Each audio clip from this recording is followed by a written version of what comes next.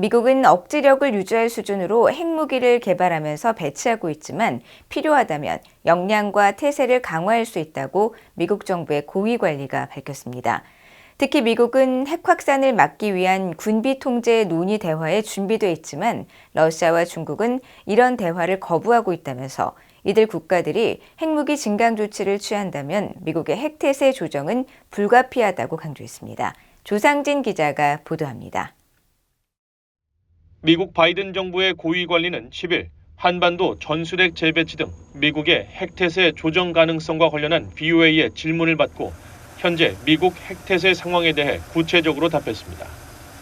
이 고위 관리는 먼저 미국은 억지에 필요한 핵무기만 개발해 배치하고 있으며 우리의 능력과 태세를 유지하고 필요할 경우 강화할 수 있도록 하고 있다고 밝혔습니다. 이어 프라네이 바디 백악관 국가안보회의 NSC 군비통제 군축 비확산 담당 선임 보좌관이 최근 연설에서 밝힌 것처럼 바이든 정부는 이런 환경을 고려하면서 군비통제와 비확산 노력을 계속 진전시키고 있다고 말했습니다. 또 미국은 재앙적인 핵 분쟁의 위험과 일반적인 분쟁의 위험을 줄이기 위해 군비통제와 비확산 조치를 포함한 외교의 가치를 믿는다면서 바이든 정부는 취임 첫날부터 이런 노력에 집중해왔다고 강조했습니다. 또 이런 조치는 핵 위험이 증가하고 있는 지금 특히 중요하며 러시아의 지속적이고 도발적인 우크라이나 전면 침공과 러시아의 위험하고 무책임한 핵 수사, 러시아의 새로운 핵 탑재 위성 요격 무기 개발, 중국의 대대적이고 불투명한 핵무기 증강 때문에 핵 위험이 늘고 있다고 지적했습니다. 그러면서 이런 행동은 러시아와 중국, 북한이 모두 핵무기를 확장하고 다양화하면서 군비 통제나 위험 감소에는 관심을 보이지 않는 시점에 일어나고 있다고 비판했습니다.